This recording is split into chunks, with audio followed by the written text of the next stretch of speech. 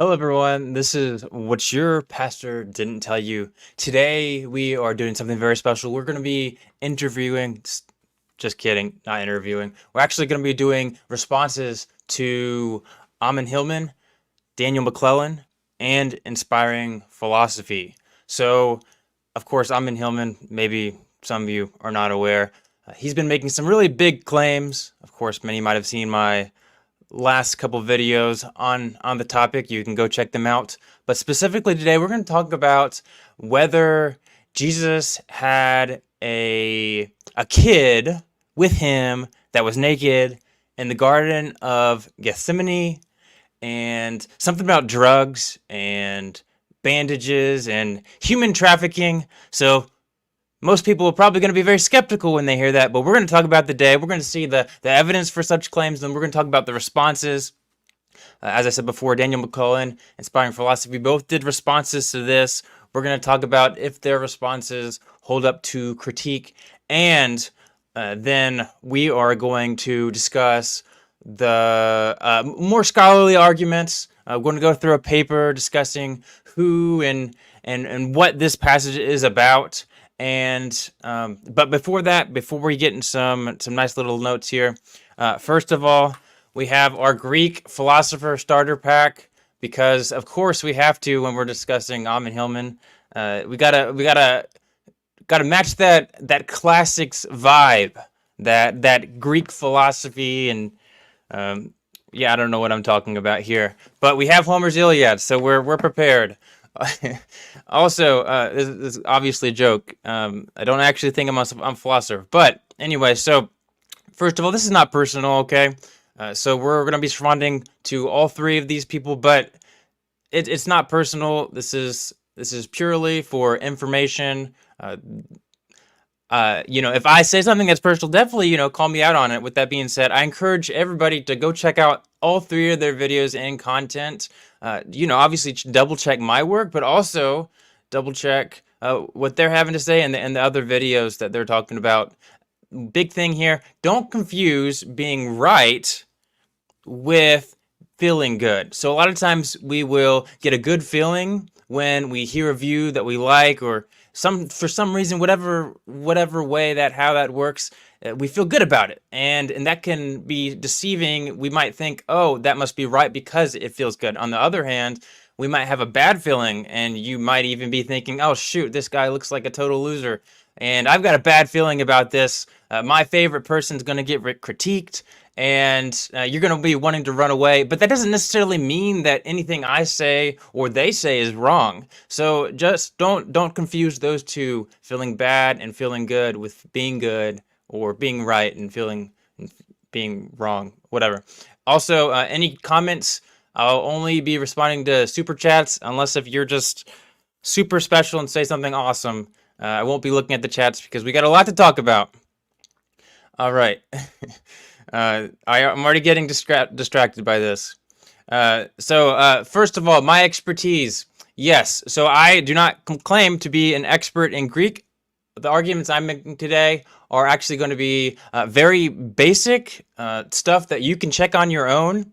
I have talked with other scholars on the topic, and vetted what I'm having to say, but I'm primarily just making basic arguments. I do know some Hebrew. I know a little bit of Greek. At the same time, this is something that you can check out for yourself to see whether I'm right, and just really using basic logic here. All right, so I think that's everything we have here. Okay, we're good to go there.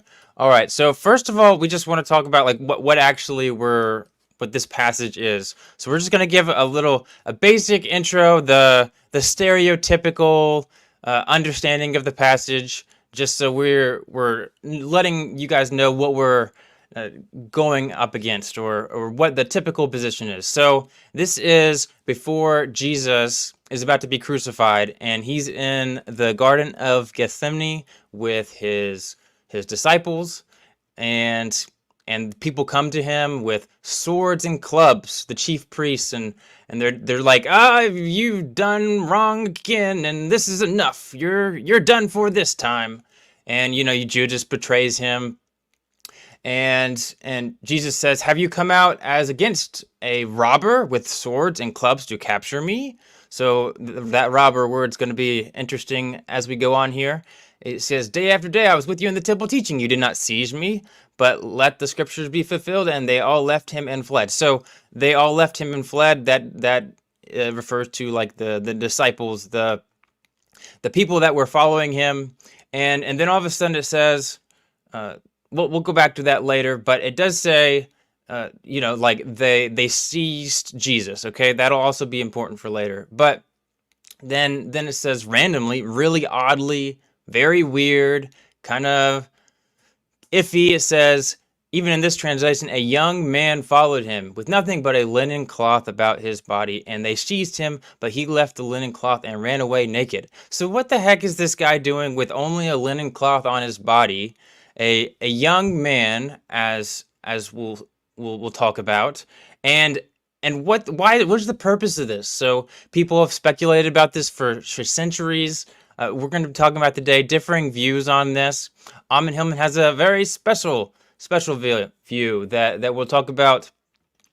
So let's go ahead and get into his specific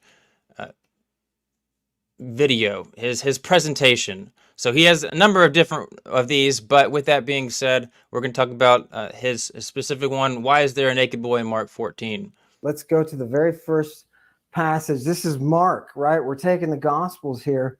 Yeah. Kai neaniskos tis sun ekoluthe audoi peribeblemenos sindona epigumno. And there was this kid, some kid was with him. And this verb sun akuluthe, right? From sun akulutheo. This verb is what you talk about when you talk about slaves being assigned to someone. So there's some slave kid assigned to him. Yeah. Whoa. And he's peribeblemenos. This is just from peribalo. Nice, standard Greek. Just means to. Okay, so he says standard Greek. So we'll let him go on here, and then we'll talk about the specific claims and what we're supposed to do with all this. And peri means around. Yeah. He's throwing around himself. He's using something. What is he using? Sindona. He's using a sindon. And what we have the word here for sindon. This is, everybody knows this passage. This kid with this thing. Can we see some, Neil? Can we see some of the, look at what kind of translations we have. Yeah. I just pulled out a whole plethora of English so that nobody can say, but what about this one? Here we have them all laid out for us. Yeah. From the NIV down to the King James, it says, oh, I'm sorry, this is the wrong verse. Okay, sorry. A young man wearing nothing but a linen garment was following Jesus. But if I'm not mistaken, young man, we're talking the word neaniskos is young boy. Isn't that the right correct translation for that? It comes from the root. It comes from the root, Neil, neos, and that is the idea of the budding. The idea is not a specific age group. Could this kid be an early teenager?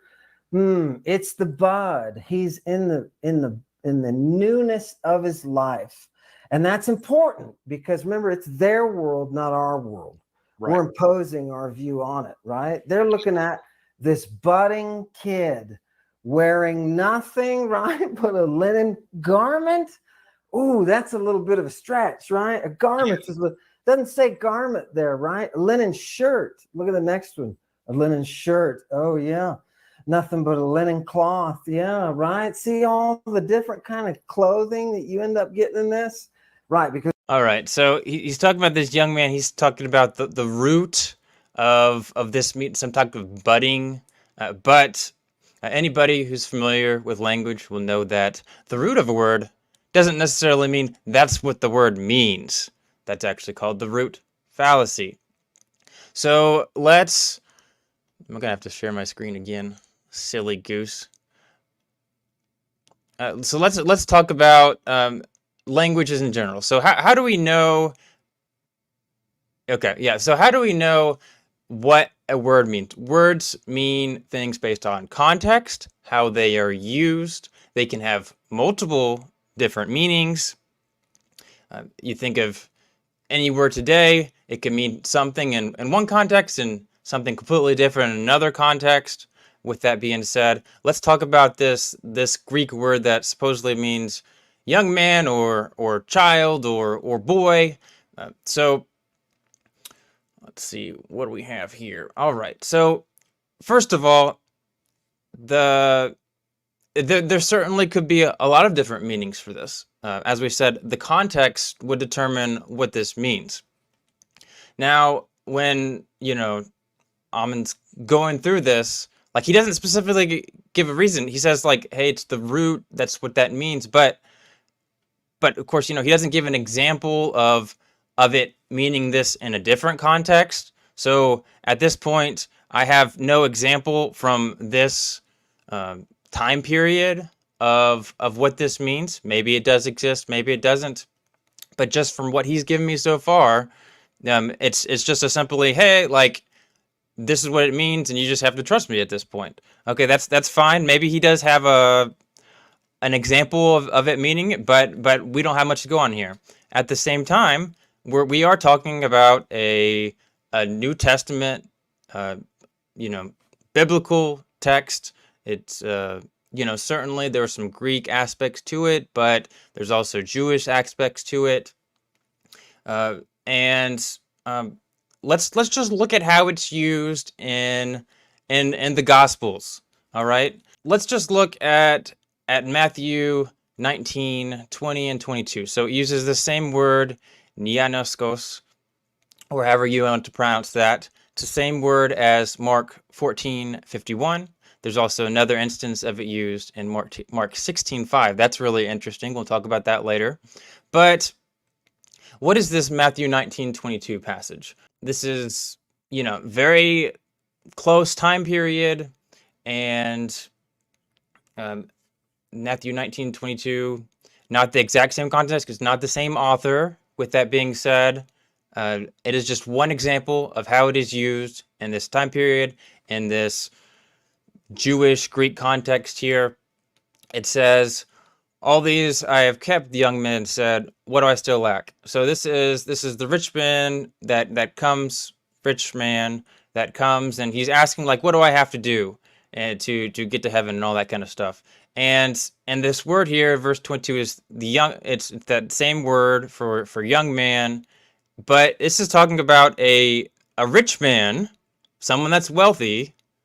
And maybe you could say it's not a man, maybe it's a child, but that doesn't make any sense. Why would there be a rich child? And why would he have so much independence? We'll talk about this later, but inspiring philosophy is like, if some child comes up to you, you're going to be like, maybe you should go back to your parents. But no, this is just one example. So in other words, this doesn't necessarily mean that that's how it's used in Mark 14. But what this does mean is that this is an example of how we know that it's certainly used this way, that it's not referring to just some kid or child. Most scholars would say it's maybe late teens or 20s, maybe as high as 40 years old. But for this meaning of this word, my point being, we need to get an argument from Ammon here to conclude that this means child. There's also something else worth mentioning here. Yes, who can read lips? That's what we need here.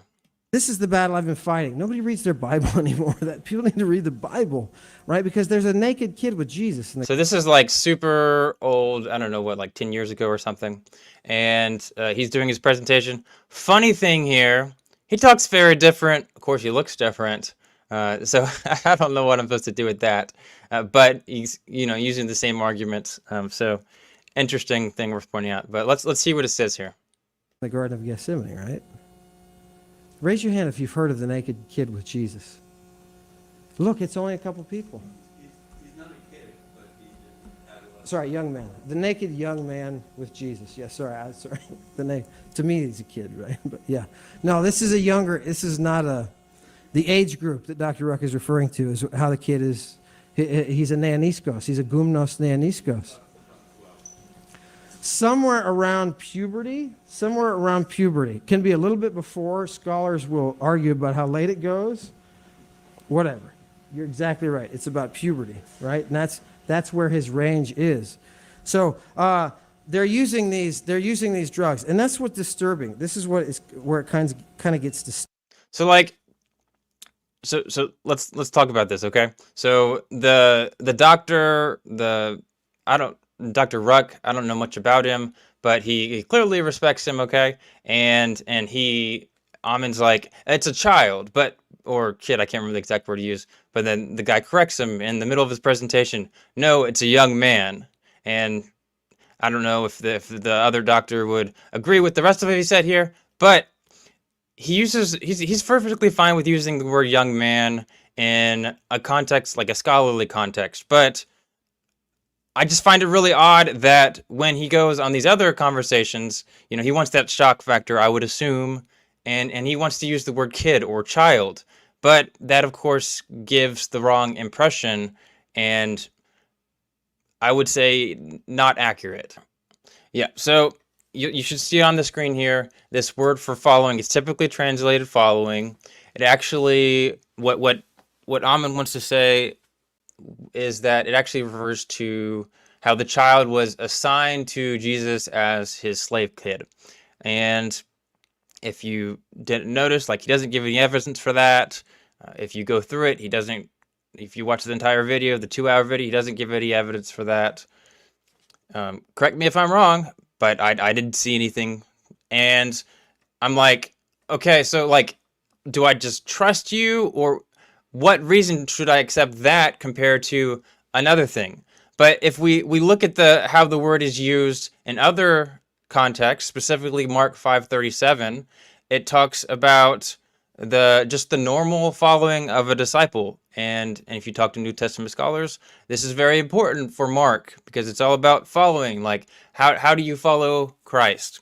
So Mark 5:37 says, while Jesus was still speaking, some people came from the house of Jairus, the synagogue leader. Your daughter is dead, they said. Why bother the teacher anymore? So they said as the disciples.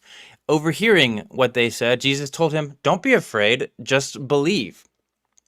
And then Jesus says, he did not let anyone follow, it's that same word, him did not let anyone follow him except Peter, James, and John, the brother of James. When they came to the home of the synagogue leader, Jesus saw a commotion with people crying, yada, yada, yada, okay? So it's just the typical word for follow. This has nothing to do with, like, slaves being assigned or anything like that.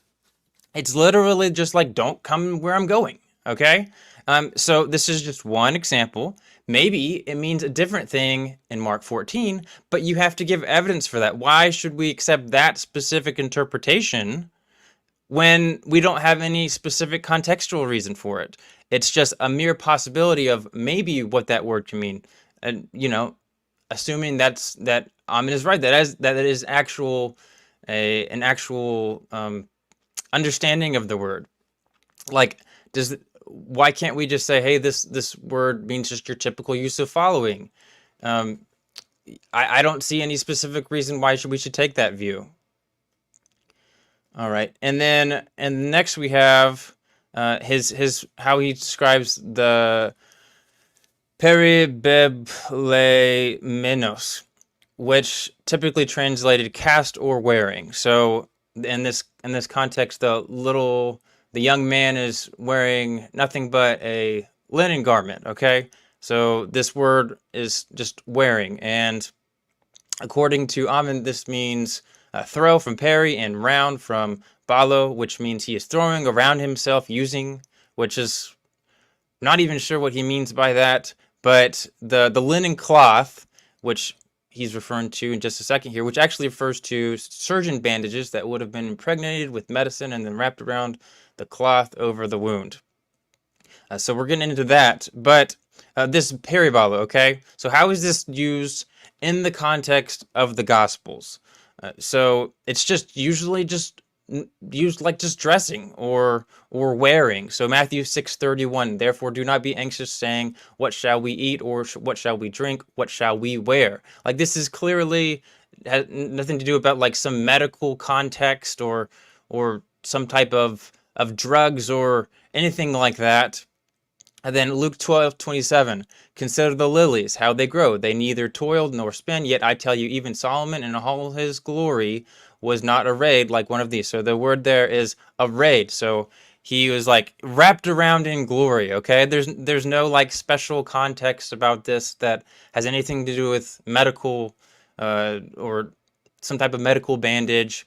John 19:2, and the soldiers twisted together a crown of thorns and put it on his head and arrayed him in a purple robe. So it's the word arrayed there. So why should we take any other meaning other than it's just typical use in this similar context of the Gospels, of talking about Jesus or the all that goes with that, the same similar themes? Why should we bring this other medical context in there when there's no clear reason to do it, when it's just a mere possibility? Of course, we get back to like, should we just trust Ammon? Like, where's the argument? Why would I accept that? Why would anybody accept that? All right, I'm gonna quickly look through the comments to see if there's anything I missed there. Okay, all right, we're good there. Just one super chat so far, actually. Silver Tongue Cavalier, how can I get you on my podcast to discuss this?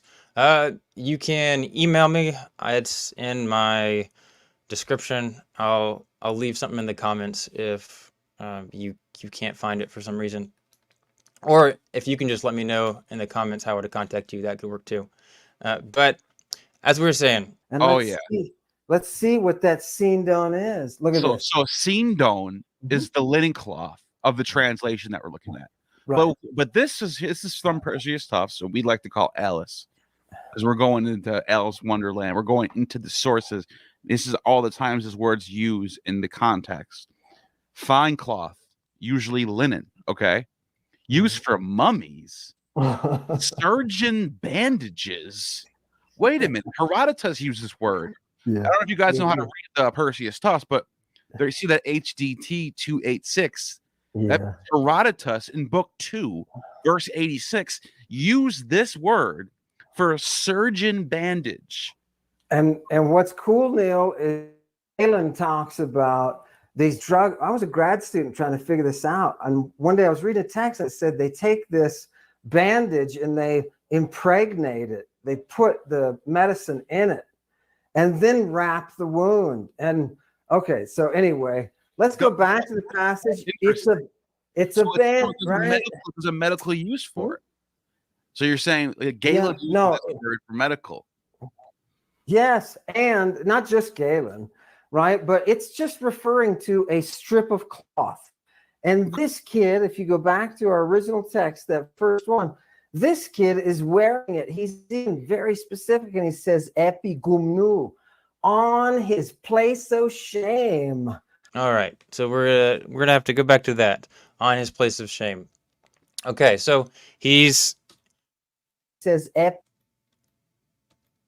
he's got this. I'm honestly not even sure what this is, but that's okay. So we're like, where it's from, or whatever. But all right, so he's got a long list of possible understandings of the word, examples of uses. Okay. But I saw no, hey, this is how it's used in this context. This is why we should argue for this. This is just possible uses. And the first one is fine cloth, usually linen. So why should we take any other understanding than that it's just a basic cloth?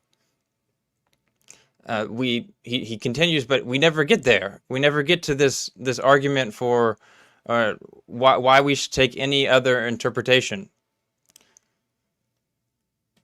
yes, and this kid, if you go back to our original text, that first one, this kid is wearing it. He's being very specific, and he says epigumnu, on his place of shame. On his place of shame, he's wearing it, right? Wow. Right? Kai, let's keep reading it. Let's keep reading it. Kai kratusin auton. And they kratusin, they took possession of him. They arrested him. They strong-armed him. There, it's talking about Jesus. Typically. Okay, so I'm not think we're gonna get back to it, but that's okay. So, so this I don't know if I'm pronouncing it right. Gumno. Yeah. Which usually actually means on his place of shame. That's apparently what this means according to Ammon. But once again, like, why should we take this translation over all of the other translations, all the other biblical scholars? And instead of about his naked body or with nothing. And when we look at like how it's used in other texts, gumnos does not, it just means naked. It doesn't have anything, well, it has something to do with shame, but that's implied by the context and how that's used, because, you know, of course, in that culture, and I guess even today, you know, being naked can be shameful, but doesn't always mean. So somehow, Ammon gets epny gumnu to mean something like on his place of shame. But where is that coming from? We don't get any reason. So Acts 19:16 uses this naked word. And the man in whom was the evil spirit leaped on them, mastered all of them, and overpowered them, so that they fled out of that house naked and wounded. So I would assume not that Ammon wouldn't think that this is referring to the place of shame of some kind. It was referring to a man, not a young man. I'm just not sure why we should accept his view. Like, even if it is a possible translation, why should we accept that one? And we never get that. Something worth mentioning is that Ammon is taking, like, you know, the Greek text, like his knowledge of classical literature and background context, and looks like he's taking each word of this, pretty much of this sentence, like pretty much every single word of the sentence here, and he is translating it in a different way than all of the other Bible scholars out there. That includes Christians, atheists, all the different denominations taking completely different translations. Like, even classical scholars don't take his interpretation. So, like, why should we take your specific interpretation compared to all of the other scholars out there? There's no reason given. They try to say this was the boy, but it doesn't make sense if it's the boy with the next Greek that we have, hode katalipon ten sindona gumnos efugen, the one who was naked fled after leaving his bandage. Yeah, right. Why? Because they're not trying to strong arm the kid. Okay, this will be helpful here. Okay, so and young man certain was following him, having cast a linen cloth about his naked body, and they seized him. So this is like the stereotypical translation. So Ammon says, and they seize him. I can't speak English clearly. Seize him. That actually refers to Jesus. It doesn't refer to the boy. But once again, we get no argument for that, other than they want Jesus, not the boy. But who said they didn't want the boy? Why would you say that they didn't want the boy? Why do they only want Jesus? Why did if we go up here, and having left him and fled all? So, like, all of his disciples fled. So why would they all flee if they're not worried for their safety? What are they afraid of? Why are they leaving if there's not some type of threat actively there, or according to their eyes? So, and they seize him. So, like, why can't that? Why is it the boy? Why is it so certainly Jesus? We don't get a specific reason for it. If we go up somewhere around here, yeah. In verse 46, it says, and they laid the hands on him and seized him, talking about Jesus. So this group of people that come and take him, they take Jesus up here in verse 46, but then Ammon thinks that apparently down here they take Jesus again. And why would they be mentioning Jesus all of a sudden when it's literally talking about a young boy? Now, it did mention him as in Jesus. But it's talking the subject here, the main focus here is the boy, or the young man, however you want to interpret that. And so the young man was following him, having caused a linen cloth about his naked body, and they seize him. So it's talking about the naked body of the young man, and then why would we throw Jesus in here when then the next sentence it says, and leaving behind the linen cloth naked he fled. So Jesus wasn't fleeing, it was the naked person. So why would we put Jesus right in the middle of the context here when there's no specific reason to do that? That's never explained.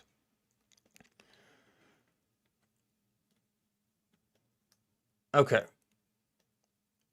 Let's see what else we have here.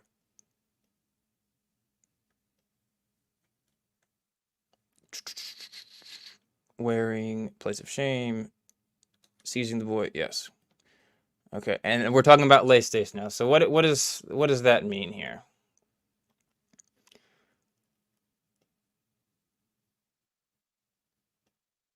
Okay.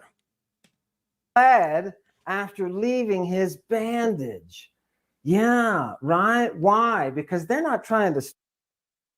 I never said that Ammon would lie. I'm just saying that he's not giving his arguments. He's never giving evidence here. So I and everyone else listening don't have a specific reason to accept his view unless we're given evidence for it. You know, pure speculation or possibilities is not very helpful in this context.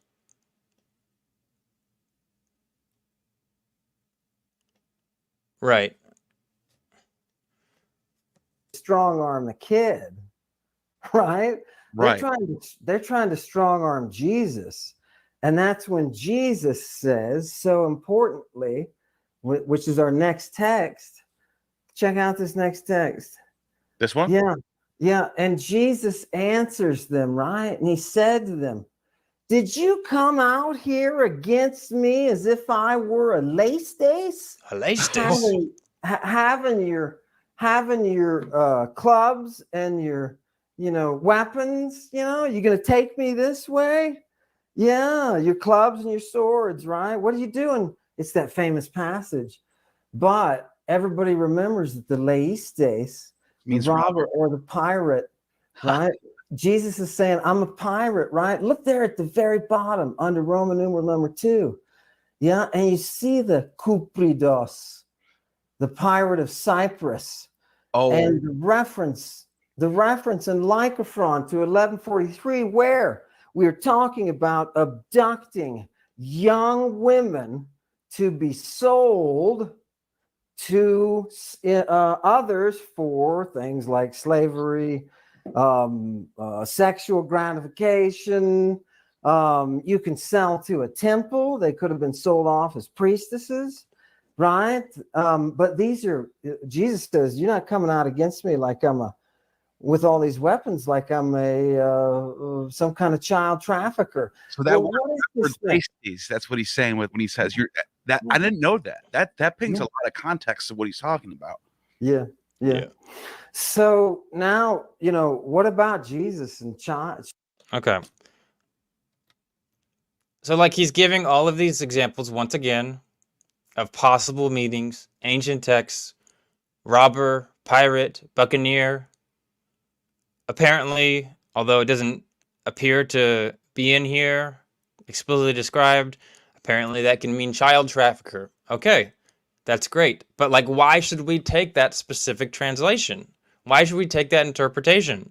There's no argument given. It's just mere possibilities. It's, hey, this is way that it's used, therefore it must mean that. That's obviously, that can't be what he's saying.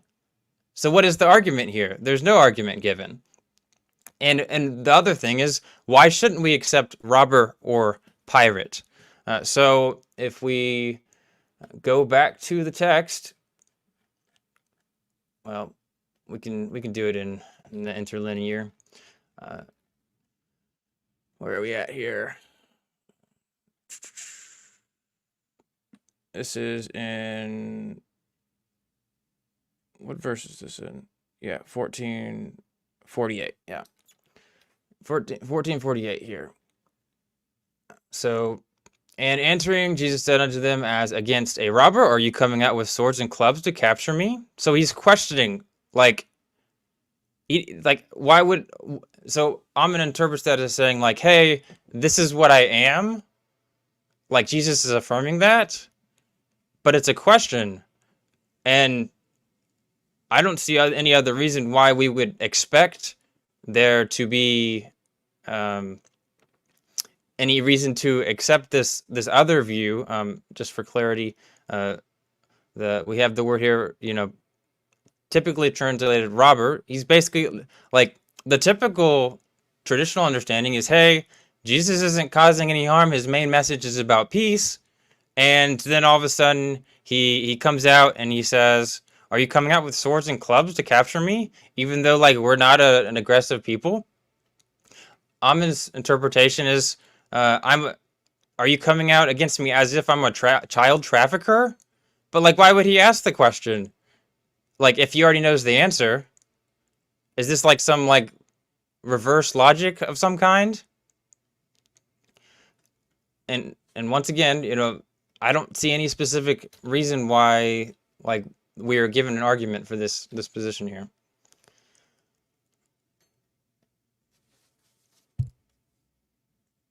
Okay, all right. Just looking over the comments here.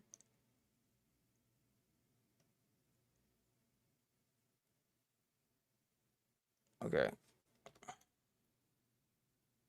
Okay. All right. So that is all we need to talk about, I believe, for this video. It's standard. That's the wrong link anyway. Sorry, guys. Else, if we have the penile history that was left at the scene, right? Okay. Actually, there is more to talk about. We're Let's go. just detectives saying this is the evidence we have, and from the Garden of Gethsemane, we have that one piece of evidence. We have that kid's penile wrap. We have the penile wrap of the child. Yeah, that's the only like fragment of history that was left at the scene, right? Otherwise, we know Jesus is saying he's not a pirate and he's got it covered with some stuff that right? That they don't know what it is, right? We're not Okay.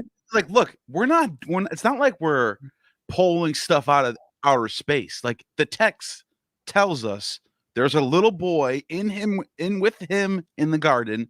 As I don't see any reason to accept this little boy interpretation. They say they're pulling stuff out, but they're not making any specific argument for any of their positions.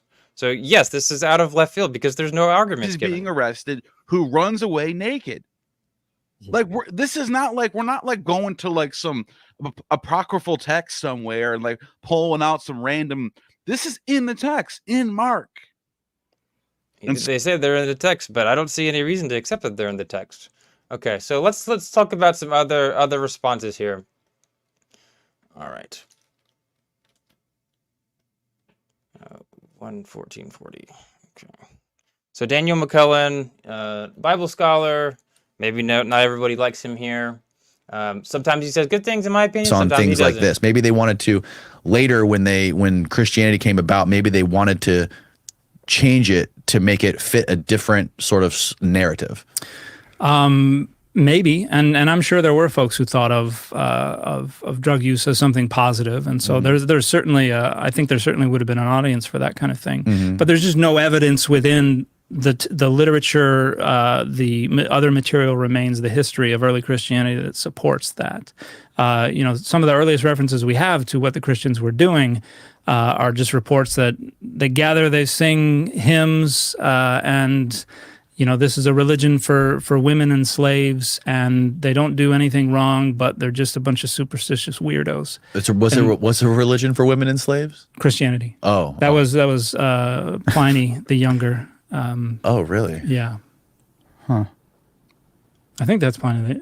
Well, he has one of our earliest accounts of of Christian meetings. There was a rule that he was supposed to be enforcing, that people weren't supposed to be gathering together, and he arrested some Christians for doing that. And he was like, we tortured some of the slave girls, and all we could get out of them is that they meet together in the morning and they sing hymns to Jesus as to a god, and they're just a bunch of superstitious weirdos. So Right. I said, if you'll denounce Jesus, you're free to go, otherwise you die.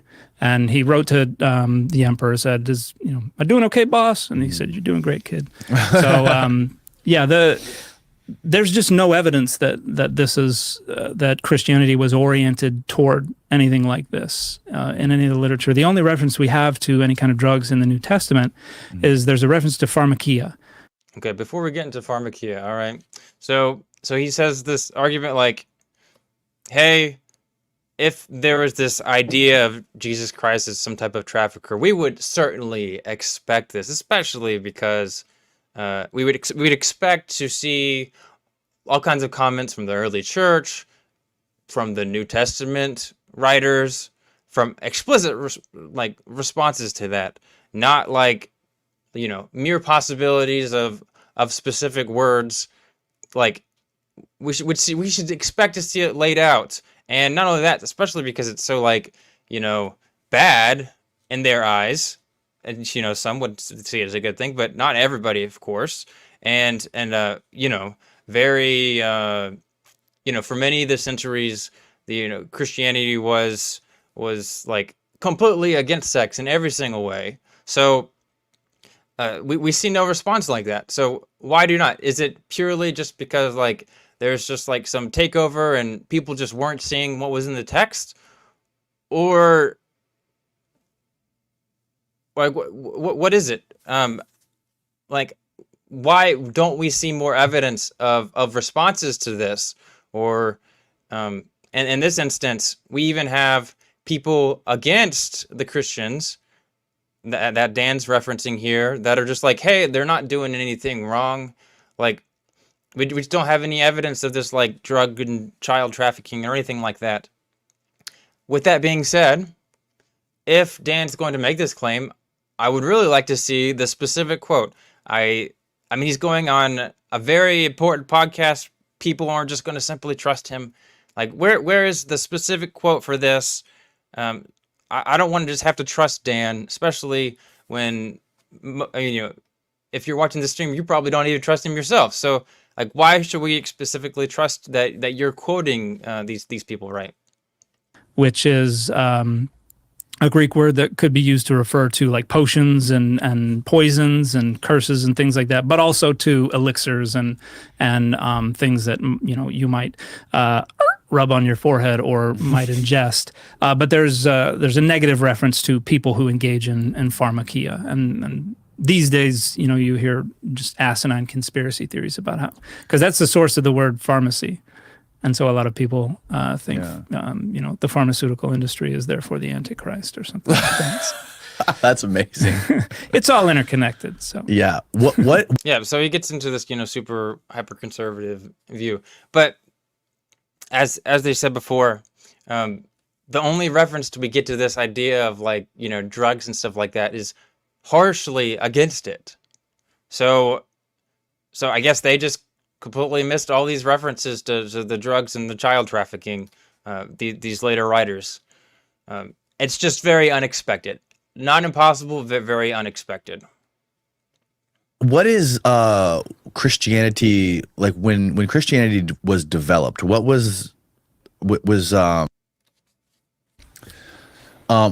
do you make, speaking of Mark, what do you think of Ammon's interpretation of the scene in the public park where Jesus was arrested at 4 a.m. with the kid? Yeah, that's I think that's wildly over-interpreting things. There's just a kid with a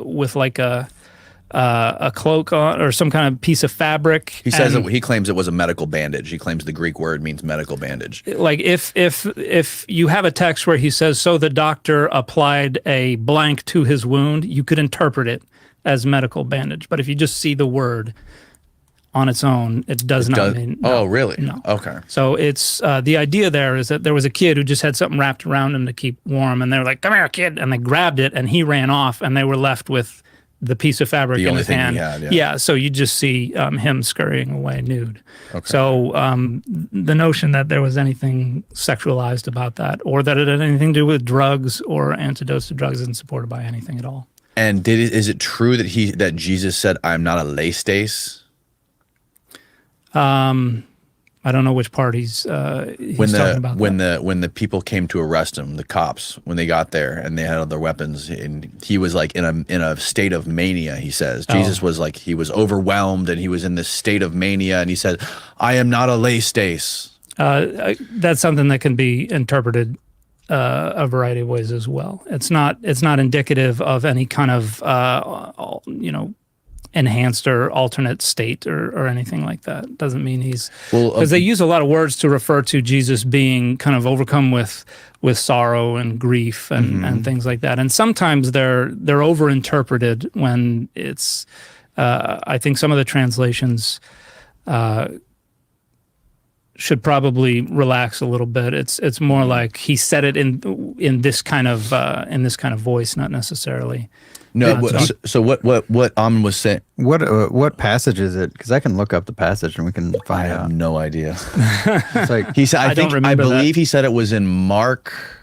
Oh, God, if I'm 14 like or 14 or 15, I want to say he said. So like, he's having this conversation. Surely Dan knew that he was going to talk about this topic, right? Maybe he didn't, but like, I don't know. Like, if so, just for clarity, there, what Dan said. I don't think I specifically disagree with anything, but I would like to see the specific claims, the examples of how the word is used, the words. Like, it didn't seem like there was much preparation to this, and maybe there wasn't. Maybe not everybody's prepared for everything. At the same time, like, if you were going to convince specifically Ammon's group of people that really hardcore follow him, you got to give like specific, explicit citations. Read the verse to him. Show how the words don't actually mean what Ammon is claiming they mean. Anyways, he said that he says that the word lay stace means human trafficker. And he says that human traffickers were also everywhere in that time period. He says there was pirates, there was traffickers. I mean, even he said Julius Caesar was captured by human traffickers or child traffickers. And when Julius Caesar, like he says that in Julius Caesar's account, he actually calls these guys laestae or laestai or something like that. And then he goes and crucifies these guys that captured him when he gets ransomed and catches them. Yeah, I know there was a lot of human trafficking going on because you had the society was even more stratified then than it is now. So you had a lot of people who were enslaved, and then you had different types of enslaved people, and so I'm sure there was a lot of that going on, particularly in the more densely populated areas. So his point about that was, why is this guy saying I'm not a lay stace, which means I'm not a human trafficker, when this boy is with him and the boy runs away, and then he goes and he says the next day he's crucified in between two other lay stace. He says the guys that were crucified next to him were human traffickers. So I know that the terms when it's talking about so human trafficking wasn't from what I know from first century Rome, human trafficking wasn't one of the crimes that was punishable by crucifixion. It was the word that they used to describe the criminals. I think in the later text it calls them thieves, but they're brigands. They're because it was shoot, I'm forgetting the word. Steve, maybe you can find that Greek word and we can punch it in that thing again. Yeah, there's I'm trying to think of the English word. It was basically it's sedition that was punishable by sedition. Crucifixion. Yeah. What does that mean? So that's trying to revolt against the state. Okay. Okay.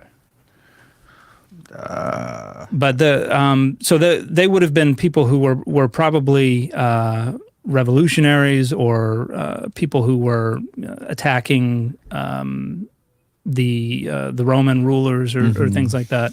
I know thieves is not right. Go back, Steve, to that long list. Yeah. Go down. It says on the right kind of like what they all mean. Yeah. Plundering, Take booty, spoil, taken as booty, captive, a robber. There you go. Those, yeah. I thought, wasn't a lay stace To like seize, to carry off as booty. Keep going. It was like a pirate. I think this is it. One of them said buccaneer, didn't it? Yeah, but I think buckaroo is the right translation there. it's hard to every pronounce. Okay, so McClellan, like, sure, he is, he's at the whims of the people in charge of the show. At the same time, I didn't see any preparation here. So, like, I want to see the evidence for these positions that, hey, like, you wouldn't get, crucified for this specific thing about child trafficking or whatever. I want to see the evidence for that. I want to see the specific claims. But, like, we never get it. So, like, why would we accept it? Why should we just trust you? Pronounce every way I can spell it in the English language. It doesn't. But you'll notice with these glosses as well, because these lexicons just use glosses, which are basically here are equivalent words. It's not necessarily saying. Ali makes a good point. So, out of all this conversation with Jesus being, charged with all kinds of different stuff, nothing ever of sex crimes ever is mentioned. This means when this happens in this context and this color and all this other stuff. It's not a full definition, but it's pretty generic. Like a robber can be a lot of different things, and you might find if you tell a story about a robber in a specific circumstance, and again, there's all this additional semantic freight that goes along with the way the word is used, but that doesn't mean that is evoked with every single use of the word. But yeah, I don't think I know of any New Testament scholars who would agree that the other two people crucified alongside of Jesus were human traffickers. I mean, it could have been included in the broader notion of a someone who committed sedition or someone who was a brigand or something like that, but it certainly doesn't specifically refer to human trafficking. And he says that the word he uses, that lay stace word, is the same word that Julius Caesar used for the guys that captured and kidnapped him and that he crucified. There it is. I found it. That's the word right there. This is the Greek actual spelling. It's funny. It says predator. Yeah. Whoa. Lay stace. That's predator in English. But let's plug it in. Maybe, let's plug it in, and then we should find the actual passage in, I think it's Mark. That is a really interesting quote there, that someone apparently was crucified or punished for child trafficking. Looking at it. Oh, that is there. Thanks. Okay, so yeah, robber, highwayman, bandit, revolutionary insurrectionist, guerrilla. So I think that second sense, revolutionary insurrectionist, that's the kind of sense that could merit crucifixion. Oh, that's not even here. You said, yeah. Where did you find the revolutionary? So I'm looking in what scholars affectionately know as BDAG, which is a Greek English lexicon of the New Testament and other early Christian literature. So it isolates the usage of these words within early Christian literature to show how they're being used in those contexts. Yeah, but wouldn't that kind of be a biased translation? If Jesus is saying he's not a lay stace, they wouldn't want Jesus to be saying he's not a predator.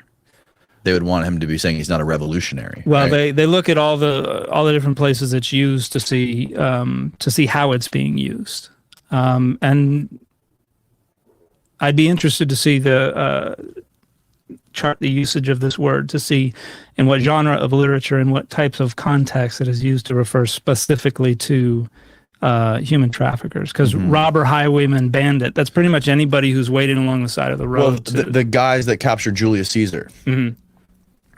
Wouldn't that be in the same context? Because he was. Yeah, but the context would indicate it. I mean the same period in time. I'm sorry. Oh, it would be near the same period of time. It wouldn't be the same literary corpora. It's not the same literature. And also, one of the big differences between what's going on in the literature written by Greek elites and the literature written by early Christians is the Christians are using the Koine Greek, common Greek. This is street Greek. Okay. It's the Greek that you use as a second language. It's not; these are not people who were raised reading Plato and Aristophanes and all these other people. And so this is they're more closely related to classical Greek over and against the New Testament Greek, which is generally referred to as Koine Greek, which means vulgar or common. Okay. And so they use words in different ways. And this is one of the main points, is that all the literature that Ammon is pointing to is exclusively classical literature or literature from elite Greeks who are literarily trained and all that kind of stuff. I didn't What is see. are you familiar? Sorry to interrupt you. Go ahead. Go ahead. Well, Okay, so yeah, so he's talking about how BDAG is made, but it includes specifically the Jewish, the Christian literature, and maybe I would assume a little bit of early church, but I guess that includes Christian as well. But either way, so it's a very specific type of literature because this group of people, like, they didn't just like sometimes they did, but it was usually something they weren't quoting just from like these super ancient Greek myths or whatever, these medical texts. It's just completely different genre. So it's also a different form of Greek.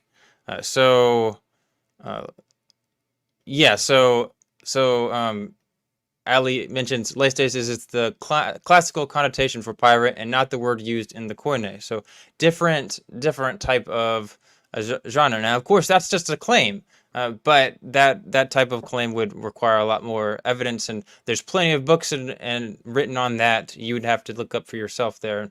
Maybe I'll find something in the description about that. But something I did want to show you here, Luke 19:46. What is this going to be about? All right, so this is just one example of, so Jesus, he goes to the temple, and he's like, you're selling things that you shouldn't be selling. And he says to them, it's been written, and will be the house of me, a house of prayer. So he's saying that like this is how it should be, a house of prayer. But then he says, you, however, made it a den of robbers, and that is that word leiston. So it's plural. Okay. So if Jesus is this leistes, this child trafficker or whatever, why would he be hating on other people for doing that? And like this entire passage is basically saying, hey, they were doing something that was wrong. And of course, on the other hand, like why should we accept Ammon's interpretation of this one word leiston in this instance, or leistes in other instances? We just don't have a specific reason for it. But once again, so to someone asked earlier, why do people use like this BDAG and they don't consult all of the classical language? One, it's not exactly the same language, and two, just a very, very different context, so it's not as relevant.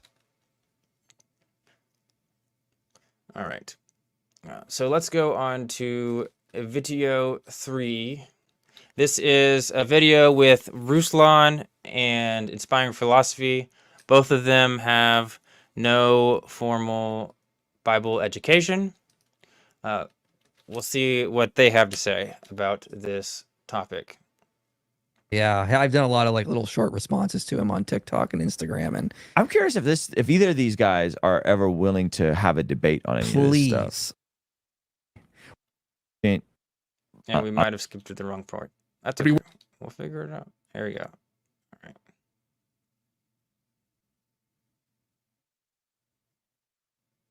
To kind of, I want car. Okay. Started at 120. 120. And we're gonna get into some of the outlandish stuff that is said in this video. This was this to me the other day, and I was in a diner and I had to stop going, oh my god, like every 10 seconds. No. All right, here we go. So who was Jesus, and why, and what is so good, what is so great about him? Yeah, Jesus is a guy who walked around with 12 children. And No. With 12 children? No, he did not walk around with 12 children. That's nonsense. His disciples were probably late teens, early 20s. Yeah. Typically, a rabbi would start, discipling people in that day and age when someone hit 20. So a rabbi would be around 30, I guess you could say, or older. Yeah. And disciples were typically younger, but not children. That's nonsense. All the time. and prophets, and a group of prophets. No, I'm just telling you what the text says. He was just Wait, what is he? What was that edited? Did you catch the edit there?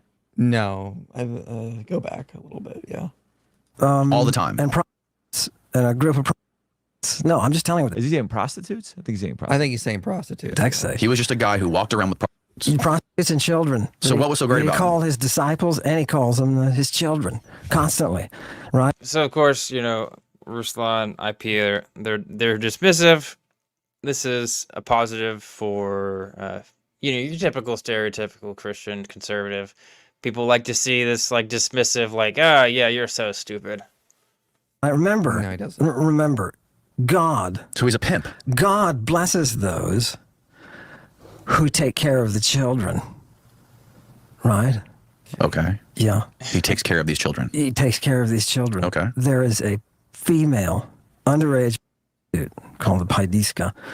When Jesus Christ is in his trial, his followers won't admit they're his followers. Right?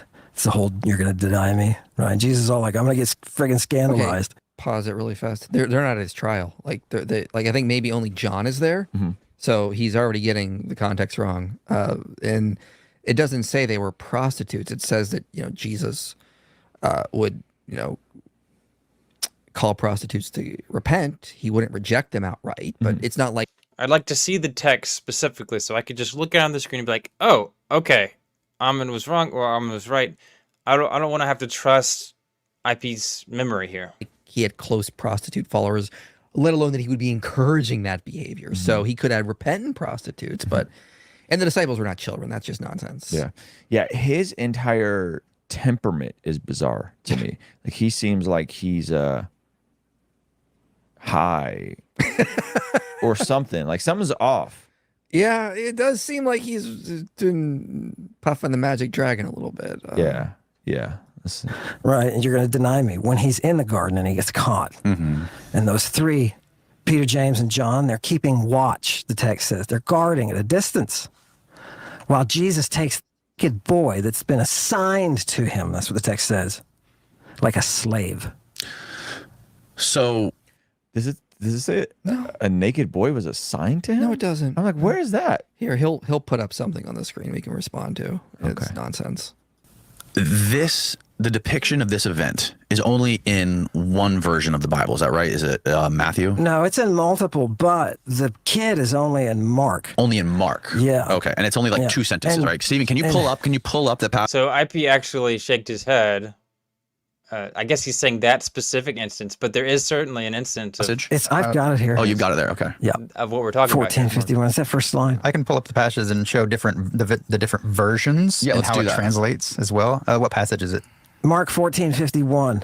1451. Here we go. This All is right, gonna cool. be crazy. Okay, a young man, what is it? Can you blow it up? Yeah. A young man wearing nothing but a linen garment was following Jesus when they seized him. That's all it says. Yeah. Now look at the Greek. Oh, yeah. And it says, a young boy was assigned to him, having wrapped his penis with a medicated bandage. Whoa! Whoa! So it doesn't say that. That's utter nonsense. Let's start with the first one. It doesn't say young boy. It says young man. How do we know that? Well, Matthew uses the same word that Mark uses to describe the rich young ruler that comes to Jesus and says, "What must I do to enter the kingdom of God?" And he says, "Sell everything and follow me." Do we think a young boy that was a rich young ruler came to Jesus? No, Jesus would have said, "Oh, you want to inherit the kingdom of God? What are you doing here? Where are your parents? Listen to them." That's what you need to be doing right now. So it says young man. If Mark wanted to say boy, there's a perfectly good word that Matthew uses in Matthew 17 to describe the the demon-possessed boy that his father brings to Jesus and heals. It's pais, I believe is how it's pronounced.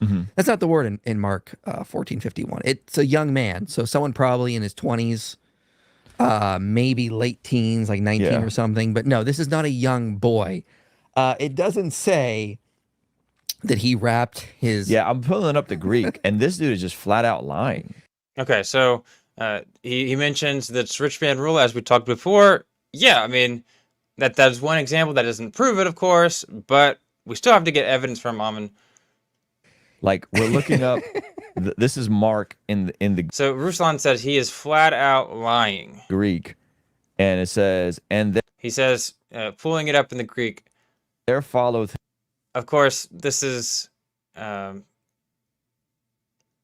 him I'll hold a off on young commenting there. and there followed him a certain young man having a linen cloth cast about his naked body, and the young man laid hold on him. Yeah. And so when we look at that word for cloth, it has nothing to do with penis. No.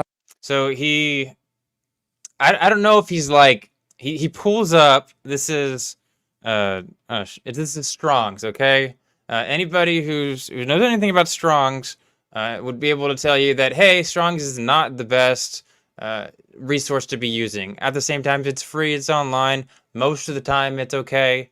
Most of the time, it knows what it's talked about. It gives you, and of course, the online resources here, they give you examples of the references.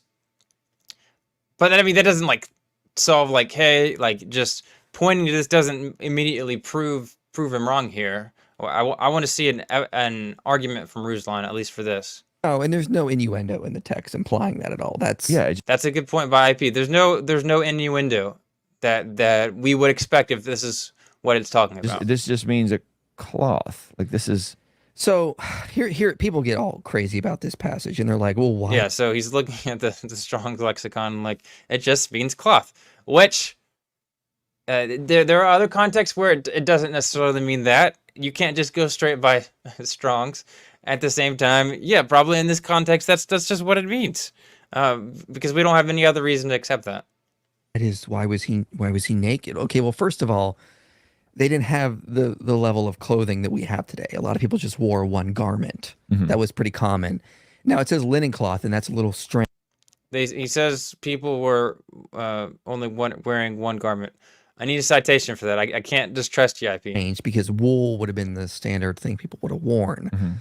But John Bergsma has written on this. He's a scholar, and he says, like, listen, okay, so linen would have been more used in Galilee.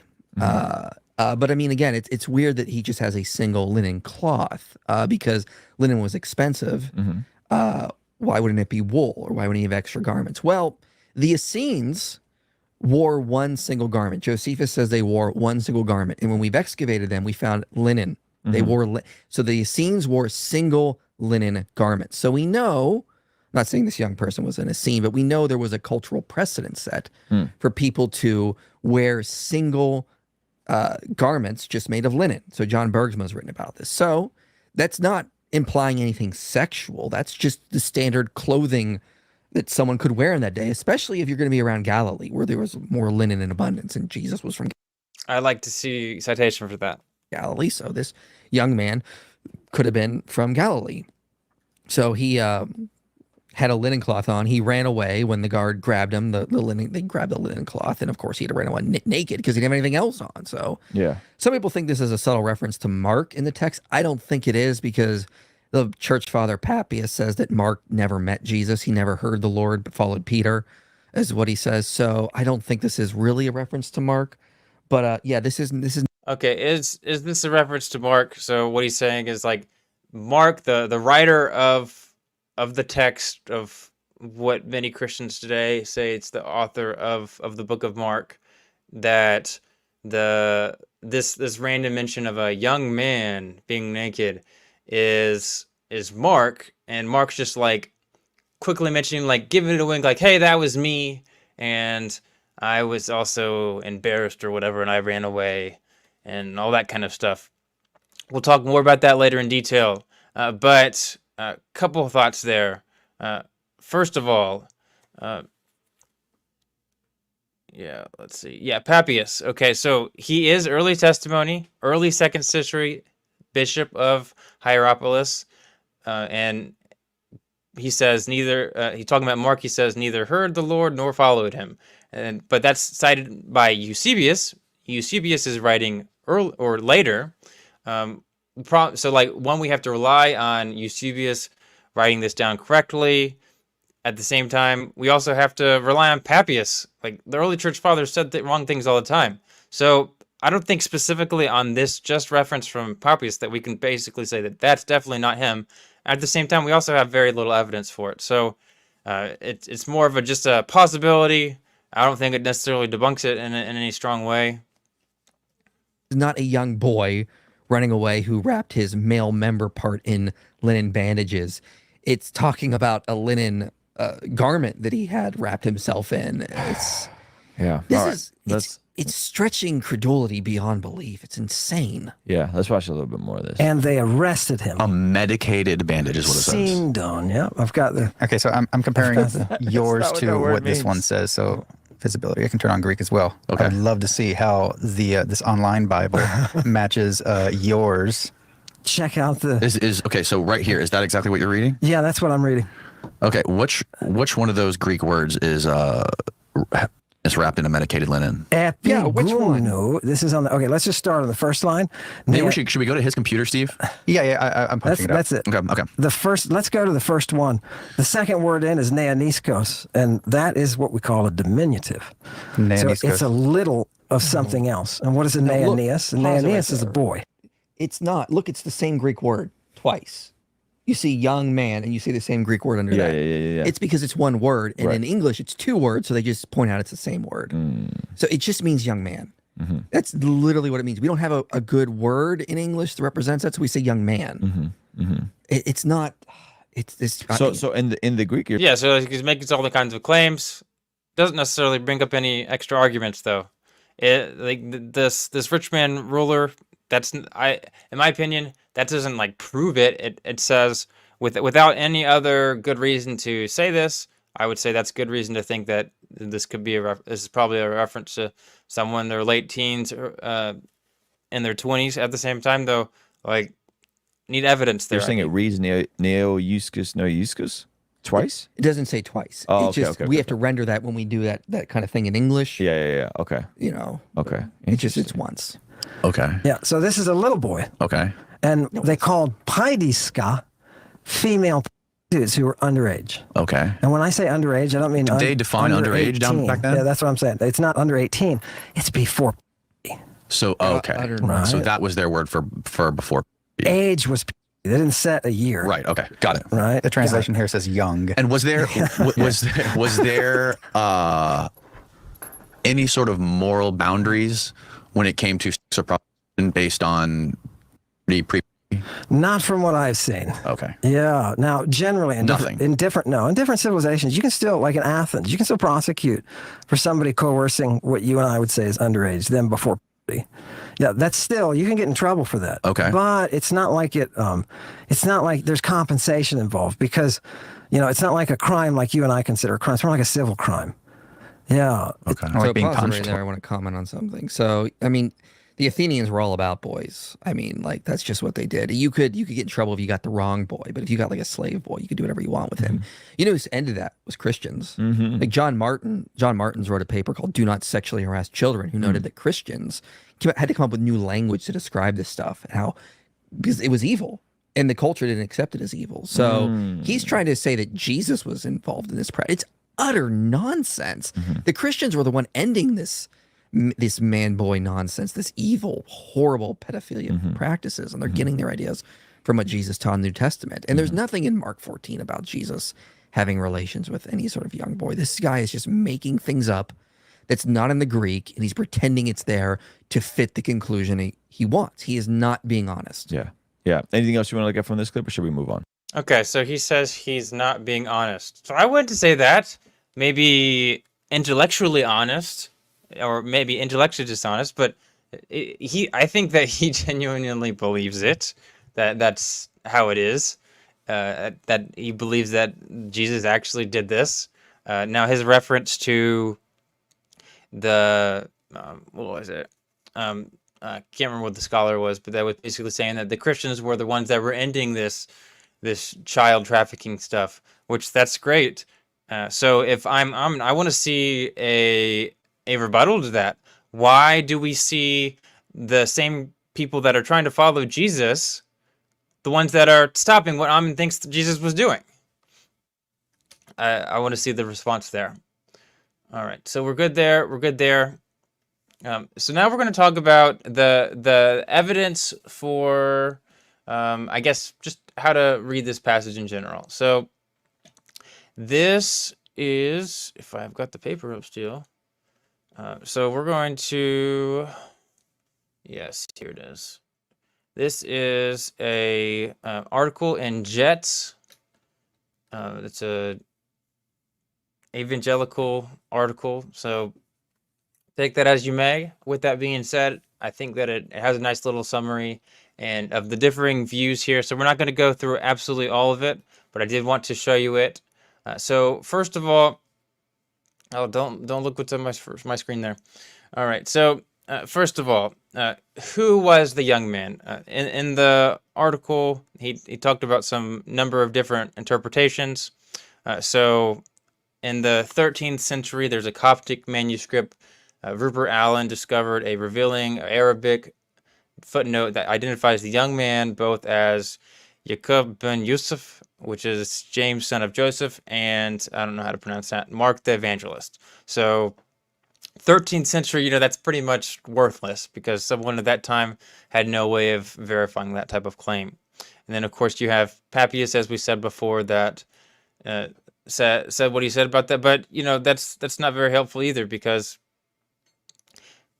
like, we have no way to know if Papias knew what he was talking about.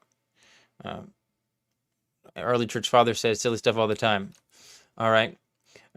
So, and then you have, of course, as I said before, how we know about what Papias said is from Eusebius. So it's possible that something could have been changed, and that it couldn't have been written down reliably. It's really hard to tell with that kind of thing. All right. So next option is it was the boy Jesus. So this is yes. All right. So hard to read probably here. So I'll put it right here, and then I'll just. Oh, there we go. Look at this. All right. So was he Jesus? So I'll just read this article part to you here. So Albert Van Hoy, considering the similarity between this young man and Jesus, observes that the naked runaway's account is una sorte de prefiguración enigmática du sorte de Jesus, a sort of enigmatic prefiguration of the fate of Jesus. Both are arrested. Both have something to do with a linen cloth of the young man. Both escaped their respective coverings, one by fleeing naked, the other by resurrection.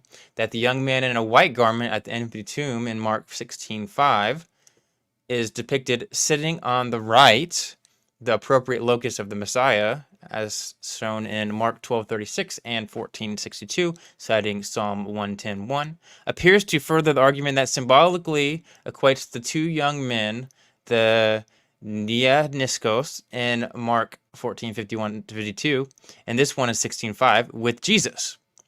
Gundry seems to agree as he asserts that the naked runaway's exploit anticipates the resurrection of Jesus, with the leaving behind of his linen cloth serving as a preview of Jesus's implied leaving behind of his own linen cloth, his burial shroud. Though neither young man is Jesus himself, together they represent him in his death, burial, and resurrection. In the same vein, John Knox considers 14:51-52 proleptic. Is it then too fanciful to suggest that this apparently whimsical story of the young man and the linen cloth got into the gospel tradition because Mark or some early community saw in it an anticipation of the empty tomb with which this gospel culminates? So that is certainly one interpretation. I don't see a lot of evidence for it, though. It seems like a lot of speculation. But there is certainly a really interesting parallel there. So let's keep going, see if there's anything better here. So we have John. John, the the gospel writer John, 4th century Bishop Ambrose said, if I'm pronouncing that right, said that it was John who this young boy is. But of course, the problem there is, why would we trust Ambrose for that? What reason do we think that it's John? And of course, if you look at the Greek and all that kind of stuff, it's highly doubtful. Okay, so maybe it's James. James is an interesting one. There is a patristic tradition that James, the brother of Jesus and the leader of the church in Jerusalem, dressed in a linen garment all his life. This is quoted by Eusebius. And then in the 4th century, Epiphanius explained this as James is continuing to wear the same garment that was once abandoned by him, as recounted in Mark 14:51-52. The medieval commentator Theophylact likewise asserted that the naked runaway was James. Evidence for that? Pretty much none. Okay, so the next we have Joseph, Lazarus, and a baptism initiate. So let's see what there is about that.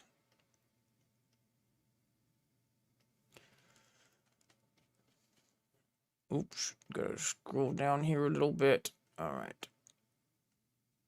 All right, so Joseph. All right, so it says,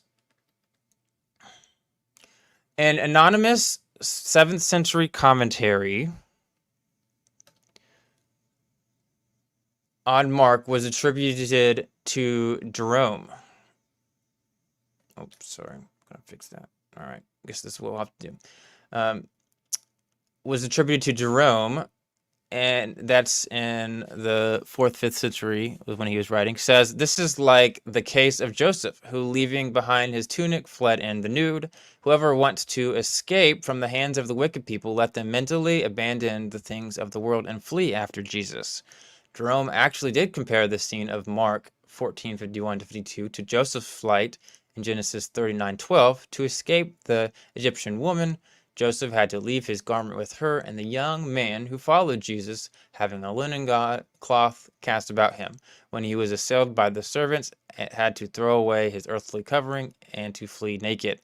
There, and then the writer says, there is no doubt some similarity between Genesis 39:12 and Mark 14:52. And while Genesis 39 does not, the Old Testament pseudepigraphal work, what is that, Testimony of Josephus 8:3, does claim that Joseph fled naked, which is used as that same word as the passage in Mark. Moreover, Genesis 41:42 in the Septuagint puts Joseph in a, what is that, stole, and the same garment Mark's young man in 16:5 was clothed in. And the linen cloth worn by the naked runaway, however, is absent in the Genesis account. So we're missing a linen cloth reference, but there is some word similarities there. Maybe Mark's making a reference to that. Herman Wagen therefore sees a Joseph typology in the incident of Mark. Joseph fleeing in Mark 14:51-52 and Joseph exalted in 16:5. He also makes much of a supposed allusion in the Markan account to Amos 2:16. Even the bravest among the warriors will flee naked in that day, declares the Lord. According to Wagen, that scripture is fulfilled here in Mark 14:51-52. However, there is no sisdon. I don't know. I need to work on that a little bit. In the prophecy, moreover, that Amos text has warriors, not young man. And oh gosh, what is that? I don't even know what that word is, being honest. Okay, so the similarity in words are not the same here in Mark 14. Thus, the allusion is at best tenuous. Joseph of Arimathea, who wraps Jesus' body in a synagogue, the linen cloth. Thus, for him, the three incidents, the young man running away naked, leaving his linen cloth, Joseph who shrouds Jesus in a linen cloth, and the young man, the two now wearing white, are all held together by the name Joseph. So then he says, Joseph the Arimathean was indeed a Joseph, for as he had pegged begged Pilate's permission to bury Jesus, so Joseph the patriarch had begged Pharaoh's permission to bury Israel, which cost him a troublesome journey. Now, just as a Jew could not hear the story of a Joseph who fulfills the pious duty of a burial under difficulties without thinking of Joseph the patriarch, so he could not hear of a boy who leaves his coat in the captor's hands and escapes without thinking of the same patriarch. The story of Joseph and Potiphar's wife being a favorite moral tale for the instruction of the young. Thus, of our three allusions, two are Joseph themes, but what about the third? Joseph was stripped, first by his 11 false brethren, then by Potiphar's wife. He was buried in prison and believed by the 11 to be dead, but in due course he appeared to them as though alive from the grave, clothed in a robe of glory as the man of the king's right hand. He said to them, I am Joseph. But his brethren could not answer him, for they were confounded. Compare the women, confronted not, indeed, with the new Joseph in person, but with one who wears his livery and unable to speak, for they were afraid. A glance at the Greek Old Testament will show the exactness of the verbal parallel.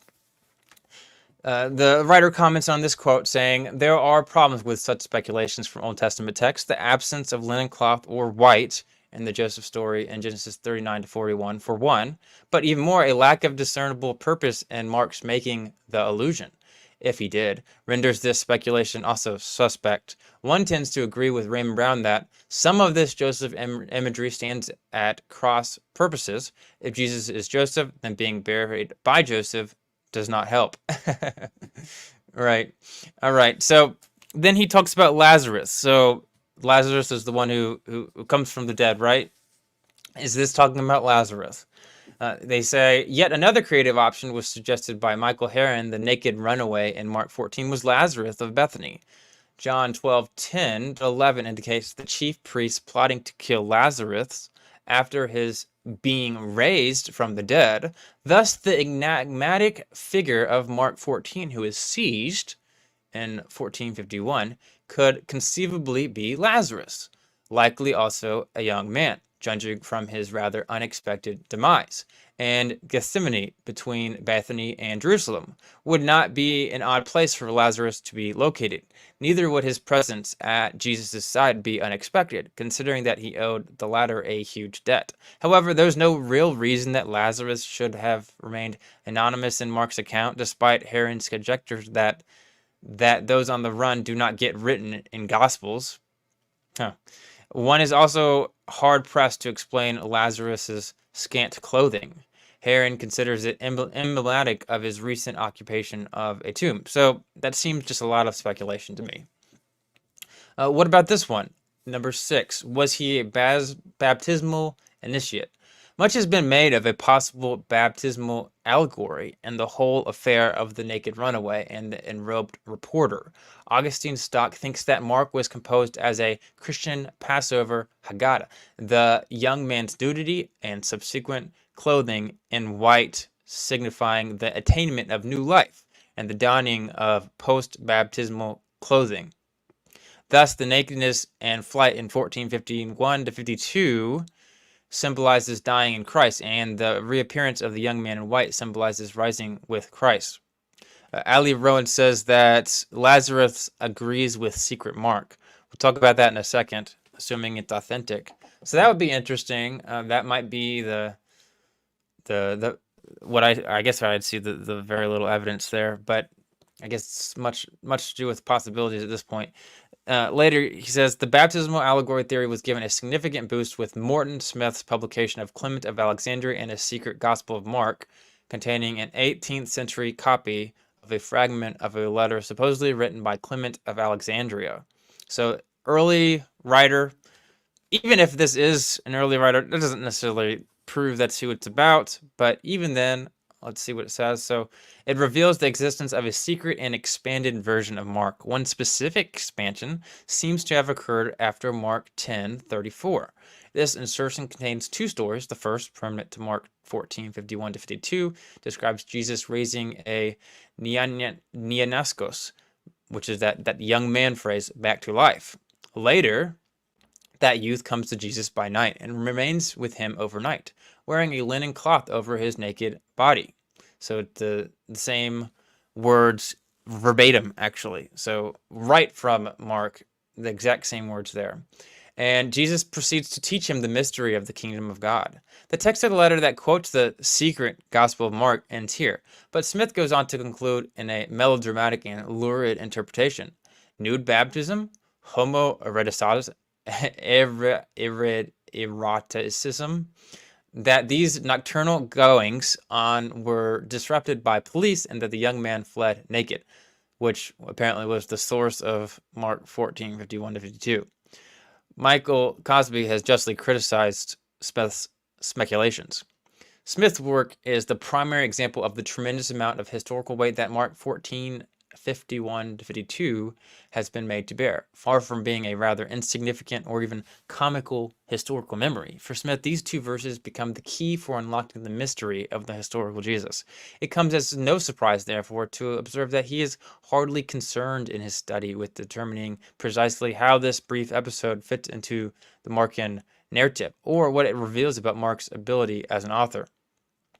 A.H. Criddle, with a statistical analysis of its vocabulary, has shown that the purported letter of Clement is more likely an imitation in the Clementine style, seeking to employ words found in Clement, but not in other early Christian fathers or early church fathers, and to avoid words not found in Clement, but found in other patristic writers.